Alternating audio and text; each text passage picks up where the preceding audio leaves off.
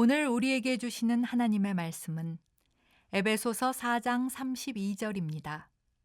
서로 친절하게 하며 불쌍히 여기며 서로 용서하기를 하나님이 그리스도 안에서 너희를 용서하심과 같이 하라. 이는 살아계신 하나님의 말씀입니다. 아멘. 한 분의 이야기가 제 인상에 아주 남습니다. 아마 이 자리에서 예배를 드리고 있을지도 몰라요. 이분은 교회를 이렇게 돌면서 어느 교회를 다닐까 고민하다가 이런 기도 제목을 가졌답니다. 말씀을 듣고 마음이 불편했으면 좋겠다.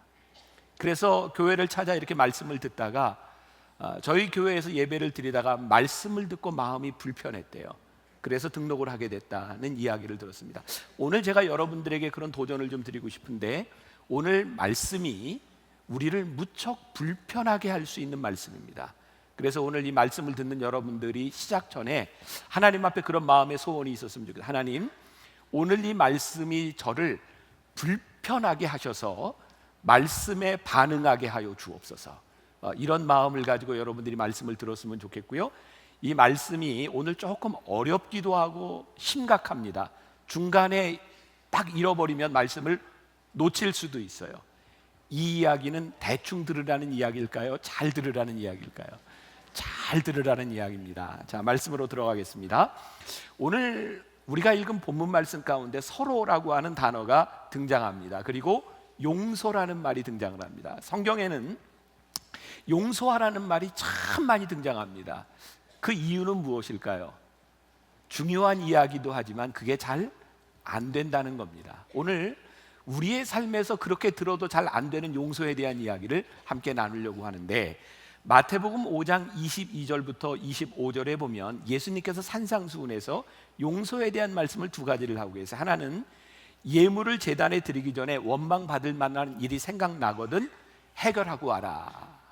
이 말씀도 우리들에게 굉장히 부담스러운 말씀이에요. 또 하나, 고발하는 자와 함께 있을 때 급히 사과하라. 함께 있을 때 급히 용서하고 화해해라. 이 말씀도 우리들에게 굉장히 불편한 말씀이기도 합니다. 예수님께서 용서에 대한 말씀을 하셨을 때에는요, 이 말씀은 불특정 다수 저 멀리 있는 사람들을 향한 말씀이 아니라 우리와 함께 살아가야 되는 사람들에 대한 이야기입니다. 자, 예를 들어 봅니다.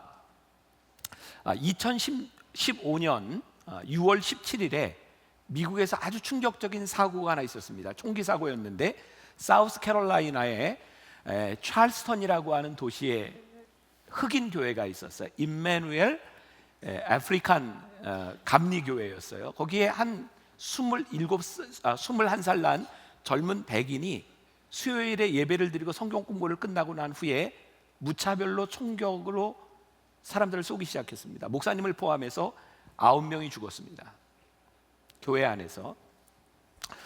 이 사람이 재판을 받고 그리고 이 사우스캐롤라이나의 그 법에 의하면 재판을 받은 이 사람에게, 구치소에 감금되어 있는 그 사람에게 피해자들이 영상으로 이야기하는 프로그램이 있답니다. 그게 유튜브에 많이 지금 떠돌고 있어요. 나중에 여러분들이 한번 찾아보시면 볼 수 있습니다.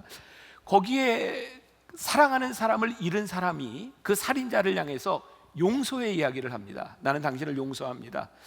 내 귀한 딸의 생명을 앗아간 당신을 용서합니다. 우리 어머니의 생명을 앗아간 당신을 용서합니다. 신앙이 있는 사람만이 이 증오의 고리를 끊을 수 있게 우리는 당신을 용서합니다. 그런 용서의 이야기가 화제가 되었고, 어떻게 저들은 그렇게 용서할 수 있는가? 놀라운 이야기입니다. 저는 그 이야기를 듣다가 제 마음속에 이런 생각이 들었어요. 그러면 자기의 부모와 딸 자식을 죽인 사람을 용서하는 그 사람들이 있는 그 교회 공동체는 정말 행복할까? 저는 그 사람들의 용서를 폄하하고 싶은 생각이 없습니다. 위대한 용서입니다. 그런데 그렇게 위대한 용서가 일어나는 그들의 삶 가운데도 역시 불편한 일들은 존재할 것이라는 생각이 듭니다. 그들이 살고 있는 교회가 그렇게 천국은 아닐 것이라는 생각이 듭니다. 그렇게 위대한 용서를 한 사람들이 살아가는 공동체도 천국이 아닌 이유는 무엇일까? 제가 답을 이야기한다면 우리는 위대한 용서는 참 쉽게 하는데 작은 용서를 참 어려워한다는 겁니다. 어떻게 보면 우리가 좋은 목사님, 좋은 장로님, 좋은 신앙인이라고 이야기하는 사람의 삶의 현장 가운데 들어가도 그 사람은 정말 좋은 사람인가? 그런 사람이 참 힘들다는 겁니다. 멀리서 볼 때는 괜찮지만 실제 우리들의 삶에 부대끼는 현장 가운데서 용서의 이야기는 그렇게 쉬운 것이 아닙니다. 저는 이런 생각을 했습니다. 때로 우리는 용서한다고 말을 할 때 진정한 용서가 아니라 용서해 버리는 것은 아닐까? 어쩌면 용서하는 척이 될 수도 있겠다. 왜? 그냥 내가 용서해 버리면 그 사람은 나와 상관이 없기 때문에 그냥 잊고 살아갈 수 있기 때문에 위대한 용서를 해버리지만 우리의 삶에서 부대끼는 일 가운데 작은 용서도 우리는 참 힘들어한다. 저는 오늘 이 이야기가 우리를 무척 불편하게 했으면 좋겠다는 생각이 듭니다. 이번 주간에 저는 책을 한 권 읽었습니다. No Easy Jesus, 우리나라 말로 쉬운 예수는 없다라고 하는 책이었습니다. 우리들이 예수님을 믿는데 쉬운 예수를 믿기도 하고 어려운 예수를 믿기도 한답니다. 쉬운 예수는 어떤 예수냐? 우리가 말씀을 듣고 마음 먹는 겁니다. 그래, 용서해야지. 이건 쉬운 예수입니다. 어려운 예수를 믿는 것은 용서해야지. 그것을 삶으로 옮기는 것은 어려운 예수입니다. 많은 사람들이 쉬운 예수를 믿고 살아가는 것은 아닐까? 그래서 우리가 용서라는 이야기를 참 쉽게 하면서 또 반복할 수밖에 없는 것은 우리들이 참된 용서가 아니라 쉬운 용서를 이야기하기 때문은 아닐까?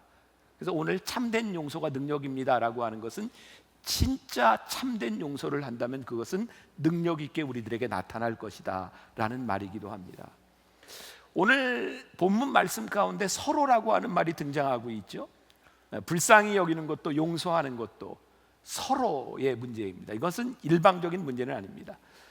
가장 무서운 것은 우리들이 살아가는 삶에 용서가 부재한 것처럼 무서운 일이 없다는 거예요. 많은 사람들이 요즘 공포 속에 살아갑니다. 무차별 테러, 언제 어떤 미친놈이 나타나서 누구를 어떻게 죽일지 모르는 위험한 세상 가운데서 우리는 살아갑니다.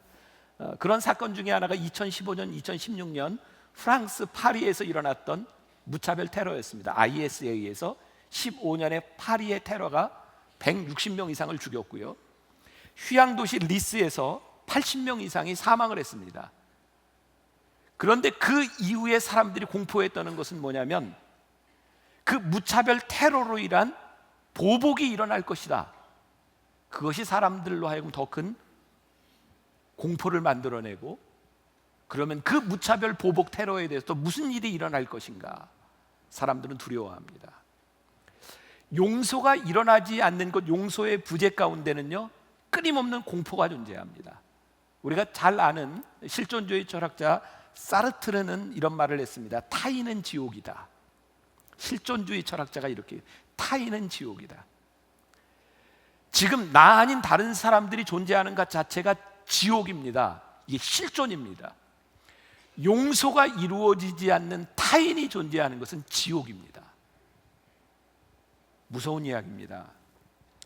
용서에 대한 이야기를 하면 이런 글을 보았습니다. 우리가 복수할 때 우리는 짐승입니다. 누군가를 판단할 때 인간입니다. 누군가를 용서하면 하나님입니다. 우리는 짐승일 수도 인간일 수도 하나님을 닮아갈 수도 있습니다. 용서가 작동되지 않는 것 참 무서운 일인데, 우리를 진짜 힘들게 하는 일은 뭔지 아세요? 우리가 용서해야 될 그 대상, 여러분들 마음속에 떠오르는 사람이 분명히 있을 겁니다. 저는 그 사람들이 오늘 여러분들에게 떠올라야 되고요. 그래서 이 말씀이 여러분들을 불편하게 합니다. 저를 포함해서. 진짜 힘든 것은 저놈의 새끼, 제가 용서해야 되는 놈인데요, 너무 잘 되는 거예요. 나한테는 저놈이 정말 못된 놈인데 사람들한테 칭찬을 받고요, 승승장구해요. 무지무지하게 힘듭니다. 정말 어려운 이야기일 수밖에 없고, 우리가 가만히 생각해 보면 우리들이 열광하는 드라마를 보면 대개 어떤 드라마냐면 통쾌한 복수극입니다. 아마 우리는 잠재의식 가운데서 늘 통쾌한 복수를 꿈꾸고 있는 것은 아닌가? 그게 일반적인 우리들의 모습인 것도 우리들이 부인할 수 없는 거죠. 오늘 말씀은, 성경에서 나오는 용서는 우리들에게 끊임없이 이렇게 이야기합니다. 그리스도 안에서 하나님이 너희를 용서하신 것처럼, 그리고 또 정말 무서운 이야기 가운데 하나는 너희가 용서하지 않으면 하늘 아버지도 너희를 용서하지 않겠다. 이 말이 잘 이해가 되지 않아요. 그럼 우리 가운데 용서받을 수 있는 사람이 누가 있겠습니까? 우리가 누군가를 용서하지 않으면 하늘의 아버지도 너희를 용서하지 않겠다. 저는 이 말씀을 우리들이 잘 해석할 필요가 있다고 생각하는데요, 이건 제 개인적인 해석이고 저는 제가 맞으리라고 생각해요. 이것은 조건에 대한 이야기가 아닙니다. 하나님께서 우리들에게 너 용서하지 않으면 내가 너 용서하지 않아, 이런 조건에 대한 말씀이 아니라고 생각해요. 진정한 의미는 뭐냐면, 너희가 다른 사람을 용서하지 않으면 하늘 아버지도 너희를 용서하지 않겠다고 하는 이 말씀은 무엇을 의미하냐면, 우리가 용서받은 용서함을 가지고 누군가를 용서할 때 우리는 비로소 하나님의 용서를 경험합니다. 무슨 말이냐면, 하나님은 우리를 용서하셨는데 우리들이 타인을 용서하지 못할 때 우리를 용서하신 하나님의 용서가 우리 가운데서 경험되지 않습니다. 그래서 무서운 겁니다. 하나님이 우리를 용서하셨는데 그 용서를 우리들이 경험하지 못하는 것이 무서운 거예요. 이 용서의 문제는요, 오늘 설교하는 저나 말씀을 듣고 있는 여러분들이나 모두가 이 세상 죽을 때까지 끊임없이 씨름해야 되는 문제입니다. 그만큼 어려운 문제라는 말입니다. 로마서 5장 8절에서 하나님께서 우리를 어떻게 용서하셨느냐? 우리가 아직 죄인 되었을 때에, 우리가 아직 죄인 되었을 때에. 우리는 문제가 해결이 되면 용서가 가능하다고 생각하는데, 그냥 하나님은 우리가 죄인 되었을 때에 이미 우리를 용서하셨다라고 말씀하고 있습니다. 말씀을 준비하며 보았던 어떤 자료 가운데 신천 장로교회에서 목회하는 목사님이 이런 예화를 썼더라고요. 함석헌 선생님 아시죠? 함석헌 선생님이 동경 사범학교를 나와서 모교인 오산학교에서 교사를 할 때였습니다. 그 학교에 어떤 문제가 있었는지 학생들이 문제가 있는 교사를 폭력으로 때리려고 교무실을 찾아옵니다. 교사들이 다 도망을 갔고요. 그 자리에 함석헌 선생님이 있었는데 누군지 구별이 안 되는 상태에서 함석헌 선생님은 그냥 머리를 숙이고 기도하는 마음으로 그 자리에 앉아 있었답니다. 학생들이 때리기 시작했고요. 때리던 학생들이 함석헌 선생님이 자신이 찾던 선생님이 아니라 자신이 존경하던 사람인 것을 보게 됩니다. 학생들이 이렇게 묻습니다. 선생님, 왜 눈을 들어서 고개를 들어 우리를 보지 않고 그렇게 머리를 숙이고 맞으셨어요? 함석헌 선생님이 이렇게 말을 합니다. 내가 눈을 뜨고 맞았더라면 내 사랑하는 제자가 나를 때리는 것을 내가 보지 않았겠니? 너희들 중에 나를 때리면서 보지 않았겠니? 만일 내가 보았다면 내가 어떻게 강단에 서서 너희를 가르치겠니? 그래서 함석헌 선생님은 머리를 숙이고 맞았어요. 전 이런 생각이 듭니다. 함석헌 선생님의 마음 가운데는 때린 사람을 용서한 것이 아니라 이미 때리기 전에 그들을 용서하려는 마음을 가지고 있었어요. 하나님께서 우리에 대하여 우리가 아직 죄인 되었을 때 우리를 사랑하시고 우리를 위해 십자가에 달려 돌아가셨다고 하는 것은 내가 너 하는 꼴을 보고 용서할 거야 이야기가 아니라 이미 우리가 죄인 되었을 때 우리를 용서하기로 마음을 먹으셨다.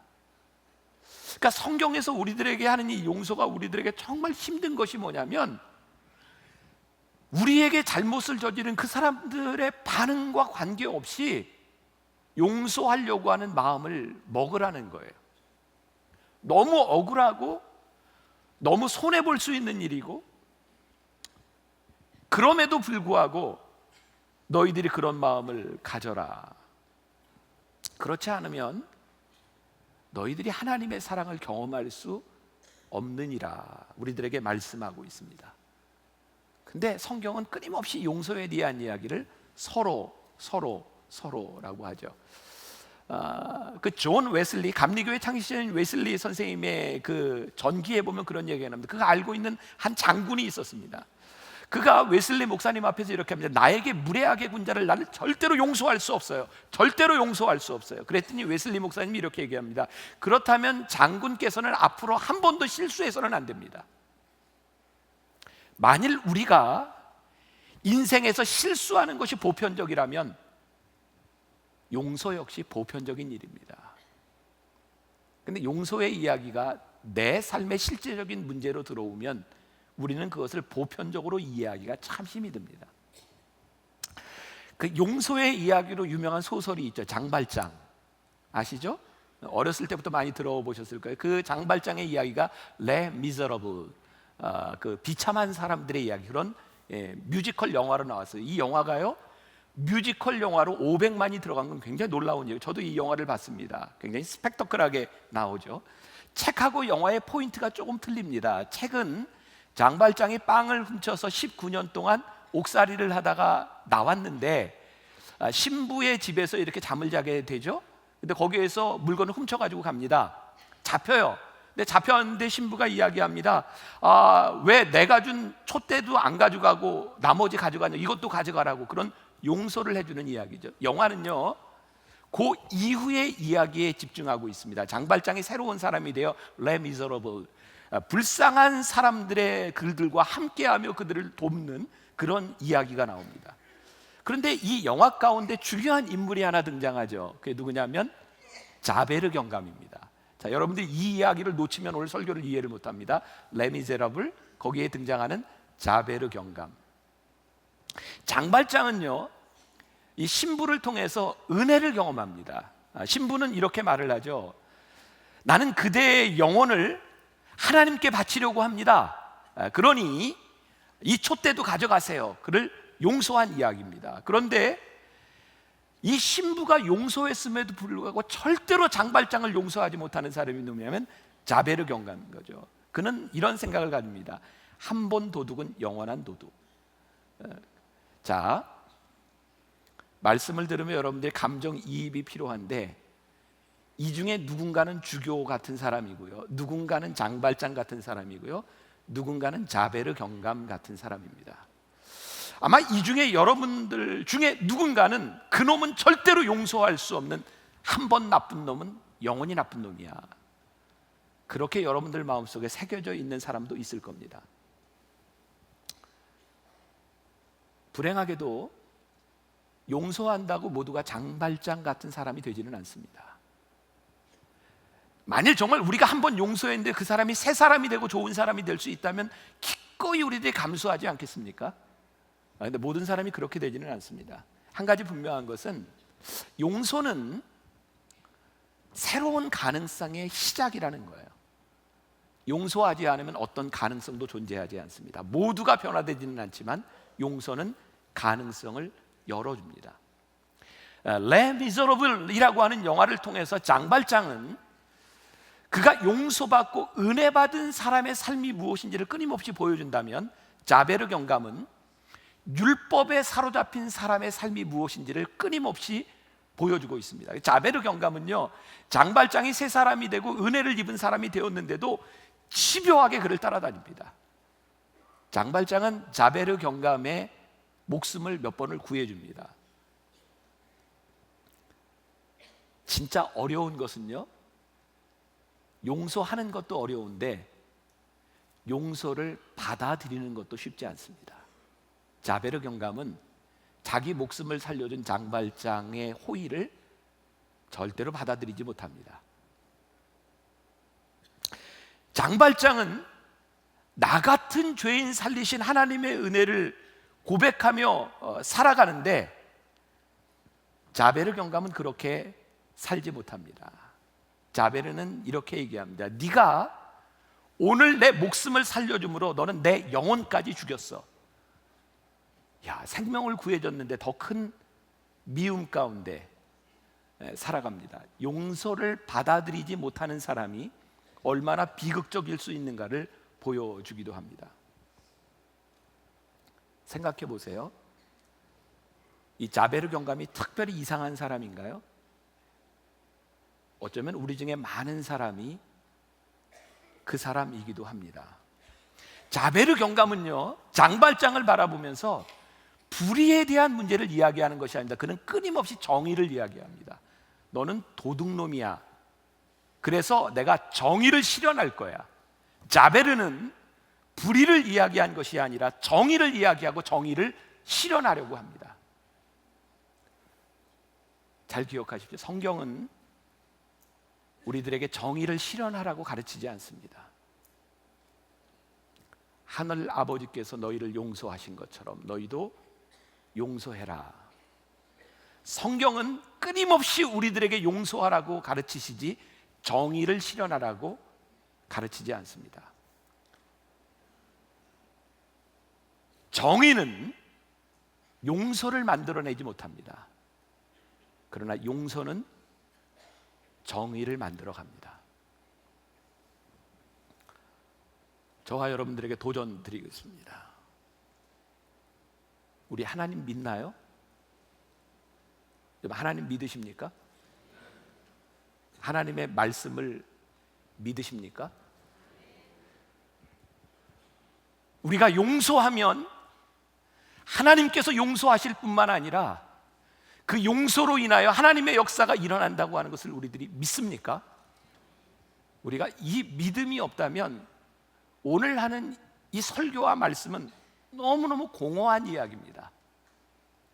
제가 오늘 새벽에 어머니 기도실에서 기도하면서 하나님, 정말 저에게 이런 믿음이 있습니까? 하나님, 정말 용서하면 정의가 실현되는 것입니까? 하나님, 우리가 용서하면 되는 것입니까? 정말 저에게 이 믿음이 있습니까? 근데 우리들에게 이 믿음이 참 없는 것 같아요.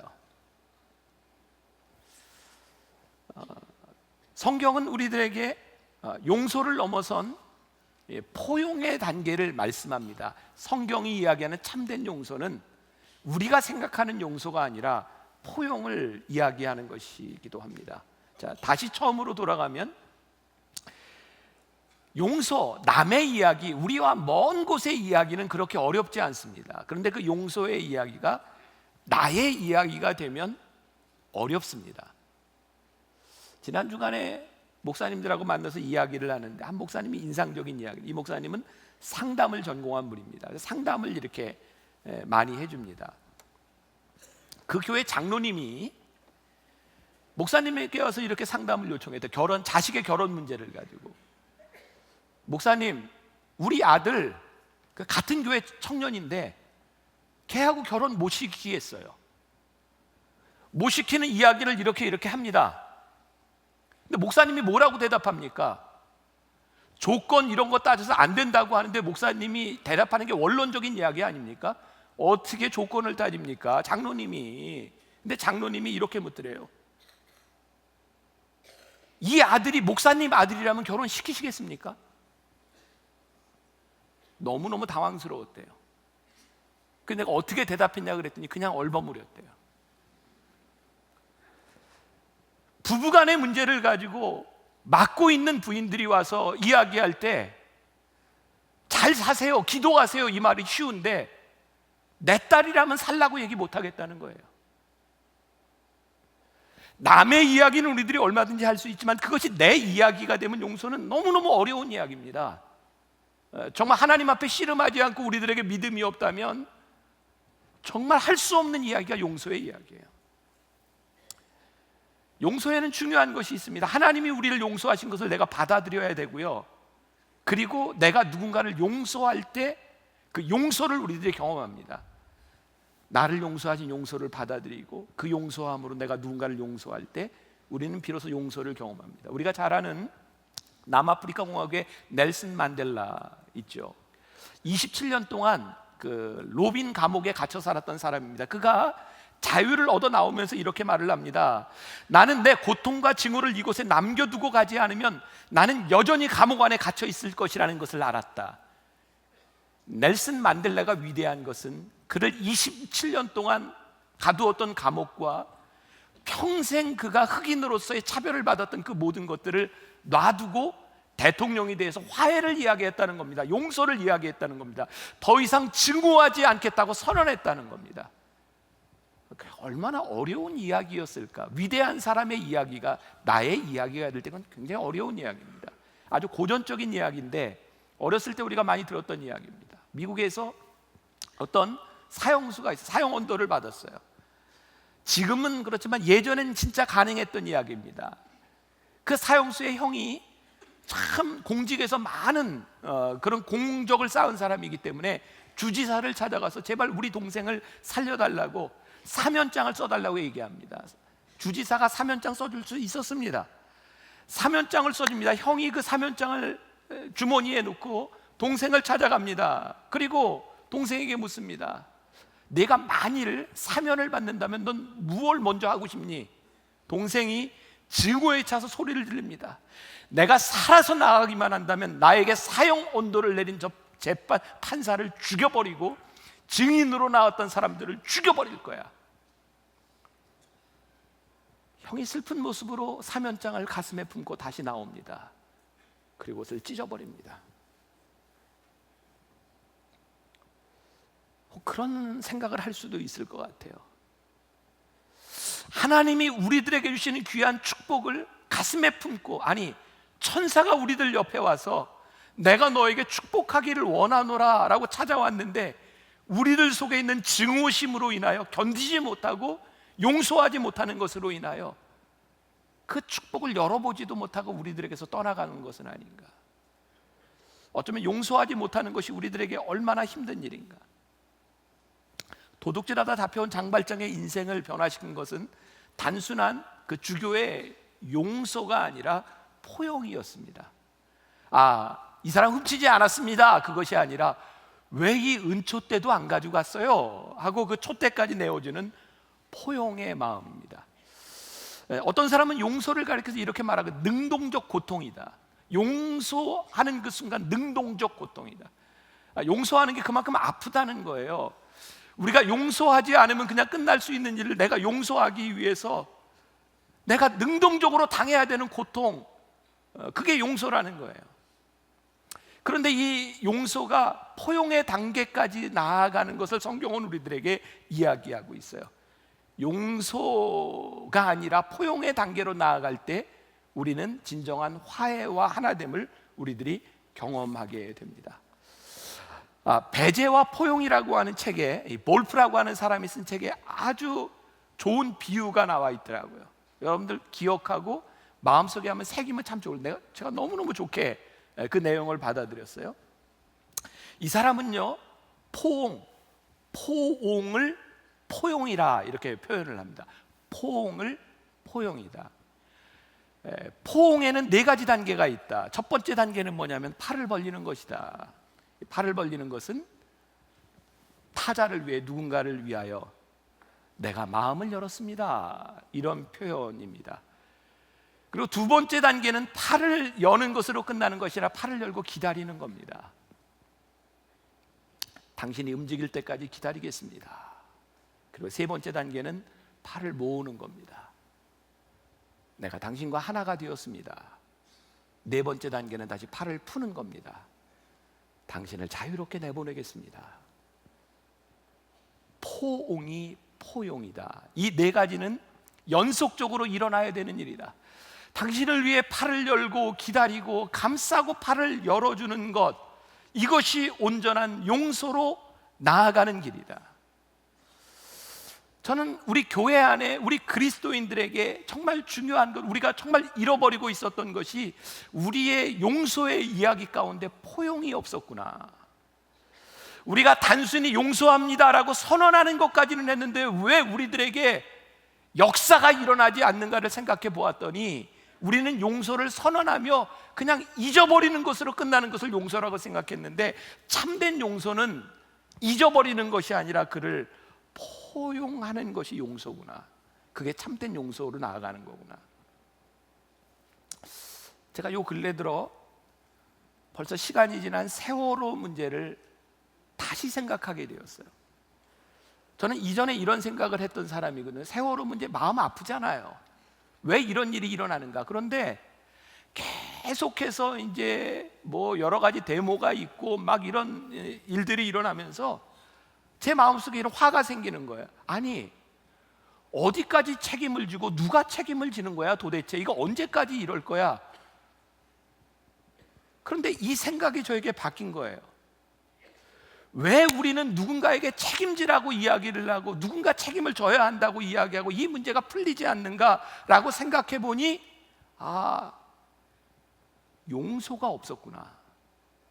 참다운 용서가 없었구나.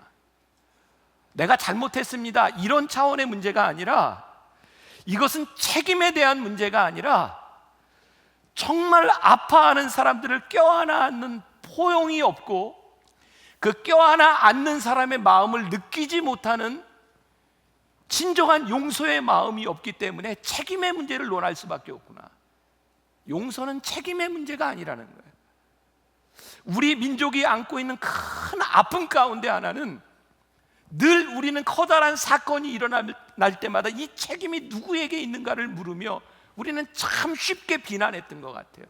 그리고 용서한다고 이야기하는 것이 그냥 책임을 회피해버리는 일들이 되어버리며, 정말 우리들에게 중요한 것이 하나님 아버지의 마음이 없었구나. 그랬을 것 같아요. 저도 잘못한 사람 중에 하나. 세월호에서 자식을 잃은 그 부모들을 바라보며 책임의 문제가 아니라 하나님 아버지의 마음으로 우리들이 좀 바라볼 수 있었더라면, 그곳에 아파하는 사람들을 바라보며 내 자식을 잃은 사람들도 그 아픔을 넘어서 하나님 아버지의 마음으로 서로 볼 수 있었더라면 우리들이 이렇게 미워하지 않았을 텐데, 우리는 참 입으로 용서, 입으로 사랑을 이야기하면서 하나님 아버지의 마음이 없이 살아갔던 것 같구나. 참된 용서, 포용, 저는 또 이런 생각을 하게 됩니다. 예수님께서 우리들에게 보여주셨던 용서는 그것을 조금 더 뛰어넘는 일이었구나. 고린도후서 5장 17절 유명한 말씀이 있죠. 이전 것은 지나갔으니 보라 새 것이 되었도다. 하나님께서 우리를 용서하셔서 우리를 새로운 것으로 창조하셨다고 하는 것은 정말 새로운 관계를 만들어 가신다는 것이고, 용서가 이루어졌다고 하는 참된 용서, 참된 능력의 증거는 미래가 보이기 시작할 때 참됨이 가능한 것이구나. 만일 우리가 누군가를 용서했는데 그 사람을 향한 미래에 대한 기대가 없다면 우리는 여전히 과거에 머무르고 있는 사람은 아닐까. 오늘 우리가 읽은 본문 말씀이요, 서로 친절하게 하며 불쌍히 여기며 서로 용서하기를 하나님이 그리스도 안에서 너희를 용서하심 같이 하라. 여러 가지 동사들이 나오는데요, 이 말씀이 딱 끝나고 나서 5장에 바로 가면 사도 바울은 서로 사랑 가운데서 행하라 이런 말씀이 나옵니다. 저에게는 그런 연속선상에서 보게 되는 거예요. 용서하지 않고 사랑한다고 하는 것은 이게 참 불가능한 이야기이구나. 자, 여러분 요한복음 21장에요, 예수님께서 옛생활로 돌아가 있었던 베드로와 제자들을 찾아오신 이야기입니다. 잘 아시는 이야기죠. 고기를 잡고 있었던 옛생활로 돌아가 있었던 베드로에게 예수님이 찾아오셔서 내가 나를 사랑하느냐 이렇게 물으세요. 그리고 사랑합니다. 내 양을 먹이라. 예수님이 이렇게 말씀하시죠. 한번 이런 생각을 해보세요. 만일 예수님께서 베드로에게 오셔서 베드로 네가 나를 배신했지, 내가 너를 용서해. 거기에서 예수님이 용서를 선언하셨다라면 베드로는 용서를 받았지만 그가 평생을 살아가는 동안 죄책감에 시달리지 않았을까요? 용서를 받았는데 예수님께서 그를 용서하셨던 그런 감격도 있지만 그가 예수님을 배신했던 그 상처들이 그 안에 참 많이 남아있지 않았을까요? 예수님은 베드로를 용서하신 것이 아니라 내 양을 먹이라 사명을 주시더라고요. 베드로의 미래에 대하여 예수님은 기대를 걸고 사명을 줘, 용서를 뛰어넘는 일입니다. 자, 여기에서 우리들 굉장히 힘든 거예요. 여러분들이 용서해야 될 그 사람, 그 못된 인간 내가 용서하는데 그 사람에 대한 미래의 기대가 우리들 속에 있는가? 내가 용서하는 것으로 끝나는 것이라 그를 하나님이 쓰실 것이라고 하는 믿음이 우리들에게 있는가? 제가 언젠가 한번 이야기를 했던 것 같은데, 제가 군에 있으면서 제가 군종 활동을 할 때 찬양팀을 여러 데리고 있었어요. 저희 교회가 영외에 있었고 영외에서 병사들을 데리고 있었는데 어느 날 그 형제들이 제가 밤에 불시에 찾아갔는데 내부 말에 존재하지 않았어요. 깜짝 놀랐어요. 탈영하면 어떻게 해요? 그래서 군정병에게 제가 어디로 갔는지 그리고 찾아가 제 차를 타고 갔을 때 저 적성이라고 하는 곳에 그 시내 안에 술집에 찬양하는 찬양단 멤버들이 술집에 있는 것을 보게 되었어요. 제가 들어갔어요. 그 친구들이 저를 보고 당황한 것이 아니라 마음에 굉장히 안정을 찾았다 그래요. 목사님도 밤에 몰래 여기 오는구나. 우리들만 오는 게 아니구나. 그 친구들을 잡아다 놓고 너무너무 고민했어요. 믿어주고 군대 와서 다른 일 아니라 찬양하는 일만 하는 이 형제들을 여기에서 이 일을 시켰는데 술집에 있는 그 친구들을 잡아왔을 때 내가 이 친구들을 어떻게 해야 될까 너무너무 고민이 되었어요. 아마 제가 한 4, 5일 동안 결정을 내리지 못하고 고민을 하고 있을 때 제가 할 수 있는 일은 그 친구들한테 완전 군장하고 운동장 그냥 그리고 파고 또 묻어. 제가 마음의 결정을 하지 못했어요. 그 친구들이 힘든 것은 일하는 게 힘든 게 아니라 마음이 불안했던 것 같아요. 내 미래가 어떻게 될까? 그때 하나님께서 저에게 주셨던 마음이 한 번 더 믿어줘라. 그래서 다 묻기로 하고 다시 찬양을 해. 그리고 찬양을 다시 익히고 다 묻어버렸어요. 그 다음 일에 대하여 저는 책임이 없어요. 몰라요. 저는 제가 할 수 있는 일이 아니에요. 그런데 한 가지 분명한 것은 내가 너희를 용서해. 용서의 방법이 여러 가지 있겠지만 그것보다 지금 저에게 가장 잘했던 일이라고 생각하는 건 그들에게 다시 찬양해 라고 했던 일이었던 것 같아요. 예수님께서 제자들에게 나타나셔서 그래 내가 너희를 용서해 라고 말씀하신 것이 아니라 내 양을 먹여 라고 말씀하셨을 때 거기에는 정말 놀라운 하나님의 기대가, 그들을 용납하시는 하나님의 마음이 거기에 있었구나. 참된 용서는 용서해 버리는 것이 아니라 내가 너를 아직 포기하지 않았어. 하나님이 나를 포기하지 않으신 것처럼 아직 내가 너에게 소망이 있어. 용서는 그래서 늘 십자가를 생각나게 합니다. 우리를 위해 모아신 주님의 손, 우리를 위해 벌리신 주님의 손. 우리가 십자가의 능력을 믿는다라고 말을 한다면 우리는 용서의 능력도 믿을 수 있어요. 우리가 용서를 믿지 않는다면 십자가의 능력도 믿지 않는 것일 거예요. 오늘 저도 참 힘이 듭니다. 왜냐하면 제 머릿속에도 떠오르는 사람이 있기 때문입니다. 저는 용서해 버렸거든요. 근데 사명을 맡기지는 못하겠더라고요. 믿어주지 못하겠더라고요. 모두가 변화되는 것은 아니지만 하나님 마음에 우리를 향한 자그마한 소망의 끈을 가지고 있었던 것처럼 우리도 그 소망의 끈을 놓지 말아야 되는 것이구나. 그래 참 힘든 것이구나. 아까 여러분들이 불렀던 찬양이 있습니다. 주의 손에 나의 손을 포개고 주보혈 날 정결케 하고 주보혈 날 자유케 하니 주 앞에 나 예배하는 이 시간 나의 모든 것을 주께 드리네. 주의 손 날 위에 찢기셨고 주의 발 날 위에 박히셨으니. 찬양을 한번 여러분들이 좀 들어봤으면 좋겠습니다. 용서는 십자가와 관계된 일이구나. 내가 십자가를 믿는다면 내가 용서의 능력도 믿을 수 있는 것이구나. 우리 가사를 생각하며 한번 들어봤으면 좋겠습니다.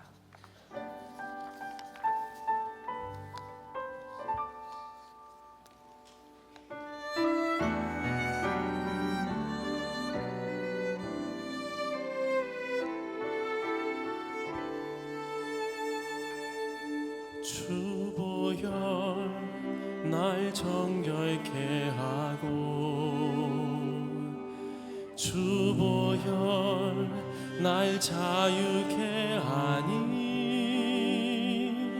주 앞에 나 예배하는 이 시간 나의 모든 것을 주께 드리네. 주의 손 날 위해 찢기셨고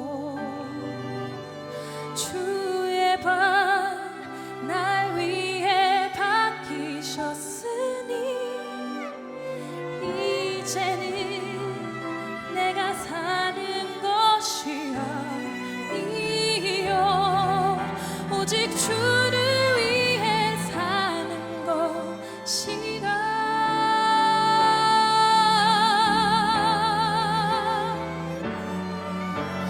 주의 손에 나의 손을 보게고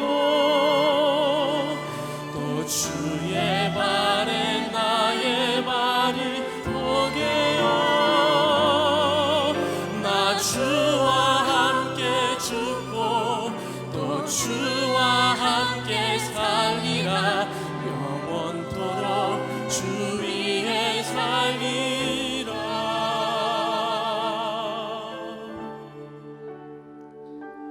주 보혈 날 정결케 하고 주 보혈 날 자유케 하니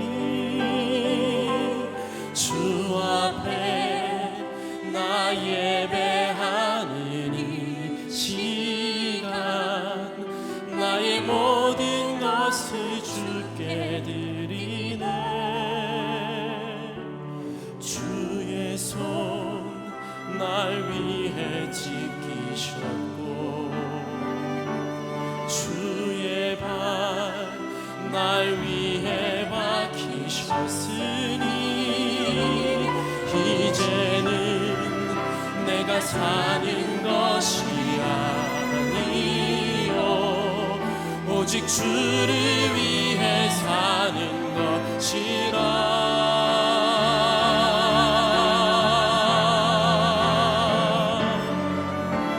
주의 손에 나의 손을 보게고 또 주의 발에 나의 발을 보게요. 나 주와 함께 죽고 또 주와 함께 살리라. 영원토록 주 위에 살리라. 주의 손에 나의 손을 보게고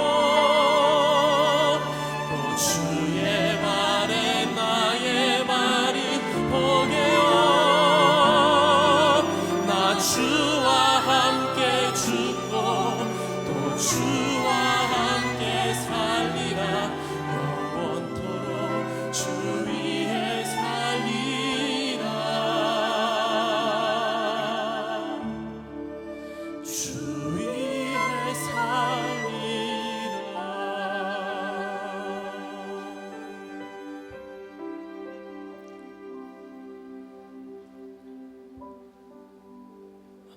사랑하는 여러분, 십자가를 지는 게 굉장히 고통스러운 일이라면 용서하는 것 역시 굉장히 고통스러운 일입니다.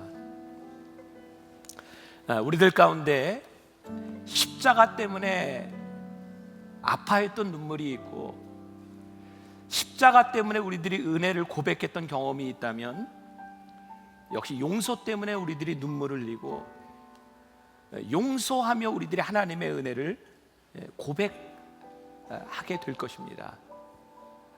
용서는 십자가와 떨어질 수 없는 것이구나. 십자가가 우리를 향한 하나님의 기대였다면 용서 역시 그 누군가를 향한 하나님의 기대를 선포하는 겁니다. 제가 말씀 시작하기 전에 이렇게 얘기하겠죠. 오늘 말씀이 저와 여러분들의 마음을 불편하게 했으면 좋겠다. 왜냐하면 예수님은 쉬운 분이 아니시기 때문에 우리를 불편하게 했으면 좋겠다. 오늘 우리가 지금 부를 찬양, 십자가 그 사랑 멀리 떠나서 무너진 나의 삶 속에 잊혀진 주 은혜, 이 찬양 역시 우리를 참 불편하게 하는 찬양일 수 있겠다. 우리 같이 찬양하며 여러분들 마음속에 하나님의 은혜와 용서를 생각하며 기도하면 좋겠습니다. 우리 함께 찬양하며 기도하겠습니다.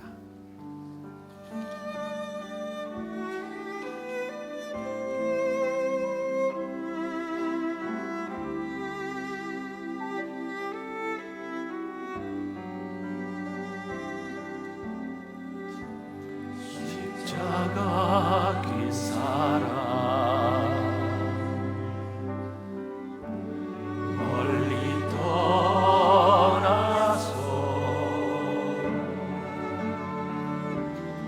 무너진 나의 삶 속에 잊혀진 주의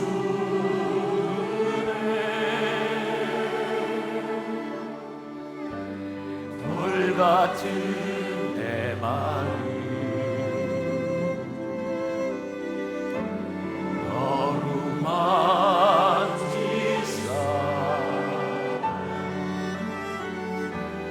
다시 일으켜 세우신 주를 사랑합니다.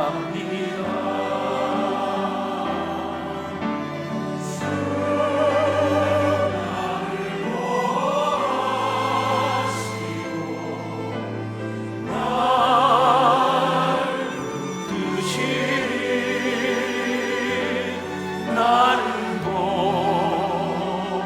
외롭고 정의한 주님의 자녀라. 주 너를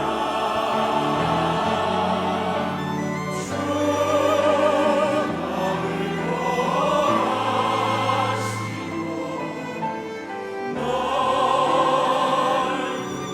부르시리.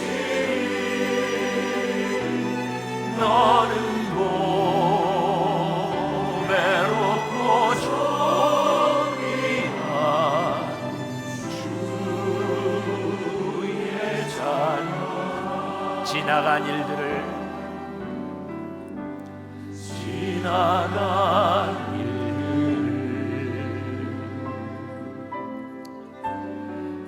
기억하지 않고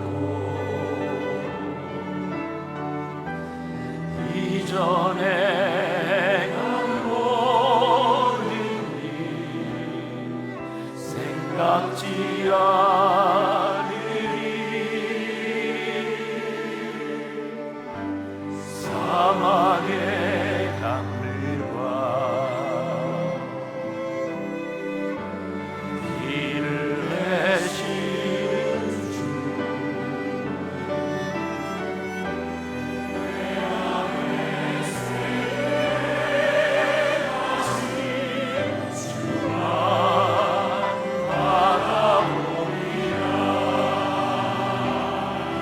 우리 함께 일어나 찬양하겠습니다.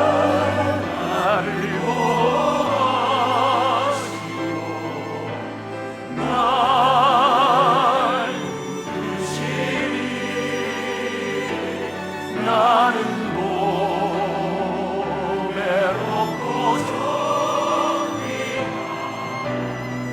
주님의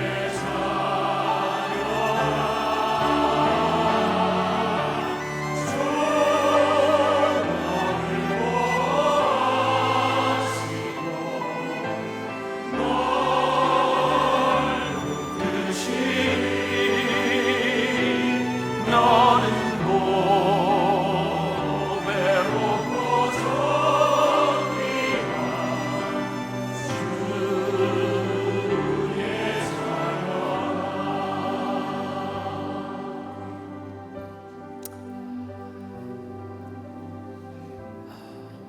하나님, 오늘 말씀이 우리들에게 참 힘이 듭니다.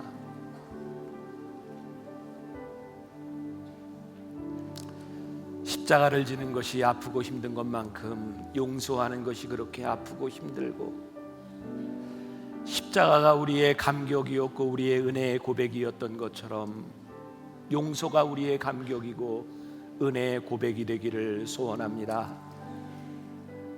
절대 용서할 수 없었던 것 같았던 그 사람, 그를 향한 하나님의 기대를 우리들이 생각하고, 우리가 다 어찌할 수 없지만 우리들이 하나님의 은혜 가운데 새로운 시작을 만들어가는 그런 사람들, 말씀이 우리를 힘들게 해서 몸부림치며 말씀에 응답할 수 있는 귀한 주의 백성들이 되게 하여 주옵소서. 오늘도 하나님 앞에 드려진 귀한 예물, 우리의 헌신, 우리의 손길들을 하나님 기억하여 주옵시고, 이 예물이 하나님 나라를 위하여 귀하게 쓰임받도록 축복하여 주옵시고, 하나님 우리 만나 교회가 하나님의 마음을 아는 교회가 될 수 있도록, 하나님 앞에 쓰임받을 수 있도록 우리 교회와 우리 모든 성도들, 우리의 지체들을 축복하여 주옵소서. 지금은 우리 주 예수 그리스도의 은혜와 하나님 아버지의 무한하신 사랑과 성령의 인도하심이 참된 용서가 능력임을 믿으며 나가는 당신의 사랑하는 모든 백성들 위해 지금부터 영원까지 함께 하시기를 간절히 축원하옵나이다. 아멘.